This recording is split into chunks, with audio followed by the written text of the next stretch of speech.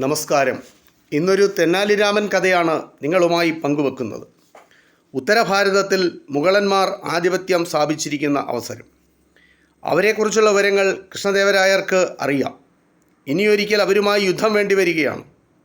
എങ്കിൽ അതിനു വേണ്ടുന്ന സൈന്യബലം വർദ്ധിപ്പിക്കണം. അശ്വവിഭാഗം ഏറ്റവും പ്രധാനമാണ്. ചക്രവർത്തി വളരെ അറബിക് കുതിരകളെ വരുത്തി. ചക്രവർത്തിയുടെ മന്ത്രിമാർക്ക് ഒരു യുക്തി തോന്നി. കുതിരകളെ സംബന്ധിക്കുന്ന ഒരു ഏർപ്പാട് ചെയ്യുന്നത് കൊള്ളാം. ഓരോ കുതിരയും ഓരോ പൗരൻ സംരക്ഷിക്കണം. കുറേ പണം ചക്രവർത്തിയുടെ ഖജനാവിൽ നിന്ന് കൊടുക്കാം. അപ്പോൾ ബുദ്ധിമുട്ട് കുറയും.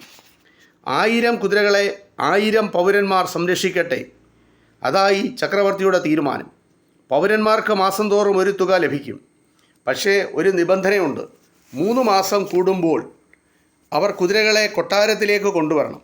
ചക്രവർത്തിയെ കാണിച്ച് ബോധ്യപ്പെടുത്തുകയും വേണം. ആ 1000 പൗരന്മാരിൽ ഒരാൾ തെന്നാലി രാമനായിരുന്നു. മാസം തോറും നല്ല വരുമാനം കിട്ടി.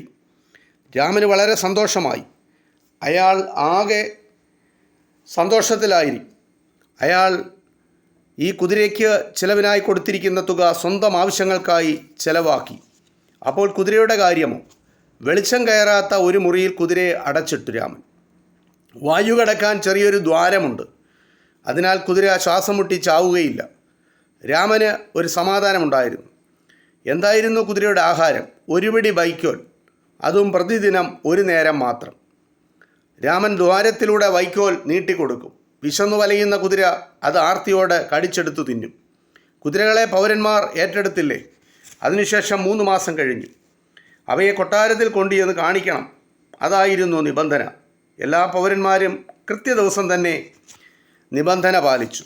കൃഷ്ണദേവരായർ കുതിരകളെ ഒന്നൊന്നായി പരിശോധിച്ചു. ഒരു കുതിരയ്ക്കും ഒരു കുറവുമില്ല. എല്ലാം കൊഴുത്ത് തടിച്ചിരിക്കുന്നു. നല്ല പ്രസരിപ്പും ആരോഗ്യവും. പൗരന്മാർ അവയെ നല്ലപോലെ സംരക്ഷിക്കുന്നുണ്ട്. അക്കാര്യം ചക്രവർത്തിക്ക് തീർച്ചയായി. ഒടുവിലാണ് കുതിരകളെ എണ്ണിയത്. 999. ആകെയുള്ളത് 1000.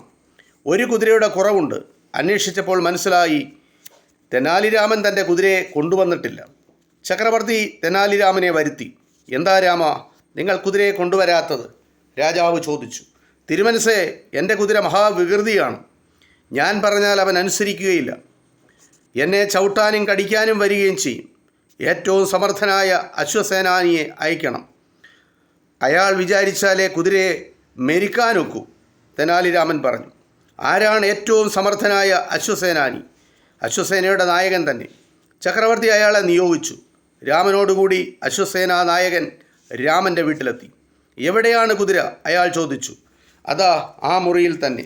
രാമൻ പറഞ്ഞിട്ട് അയാളെ അങ്ങോട്ട് നയിച്ചു. എന്നിട്ട് ഇരുളടഞ്ഞ ആ മുറിയിൽ കുതിരയെ നിർത്തുന്നത് എന്തിനാണ് എന്നയാൾ അന്വേഷിച്ചു.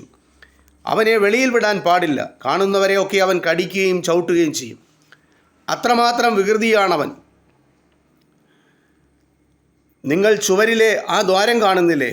അതിലൂടെ തലയിട്ടൊന്ന് നോക്കണം. അപ്പോൾ മനസ്സിലാവും കുതിരയുടെ പ്രകൃതം. രാമൻ പറഞ്ഞു. രാമൻ്റെ കുസൃതി അശ്വസേനാനി അറിയുന്നില്ല. അയാൾ ചുവരിൻ്റെ അടുക്കലേക്ക് ചെന്നു. ദ്വാരത്തിലൂടെ എത്തി നോക്കി. എന്താണിത്? ആരോ തൻ്റെ താടിമീശ പിടിച്ചു വലിക്കുന്നോ? അതോ വലിക്കുന്നത് ഏറ്റവും ബലപ്പിച്ചാണ് താനും. രോമങ്ങൾ പറഞ്ഞു പോകുന്ന പോലെ വേദന സഹിക്കാനും വയ്യ. അയാൾ താടി വലിച്ചെടുക്കാൻ നോക്കി. പറ്റുന്നില്ല. അയാൾ അനങ്ങാൻ വയ്യാതെ വെപ്രാളം കാണിച്ചു തുടങ്ങി. സംഗതി എന്തായിരുന്നു? കുതിരയ്ക്ക് വൈക്കോൽ നീട്ടിക്കൊടുക്കുന്ന സമയമായിരുന്നു അത്. ആ സമയത്തിനായി കുതിര ക്ഷമകെട്ട് കാത്തിരിക്കുകയാണ്. അത്ര കണ്ട് വിശപ്പാണ് ആ പാവപ്പെട്ട മൃഗത്തിന്. ദ്വാരത്തിലൂടെ താടി ഉള്ളിലേക്ക് നീണ്ടില്ലേ? കുതിര വിചാരിച്ചു വൈക്കോലാണെന്ന്. കയറിയൊരു ഒറ്റക്കടി താടിയിൽ. അശ്വസേനാനിയുടെ അവസ്ഥ ഊഹിക്കാൻ പ്രയാസമില്ലേ?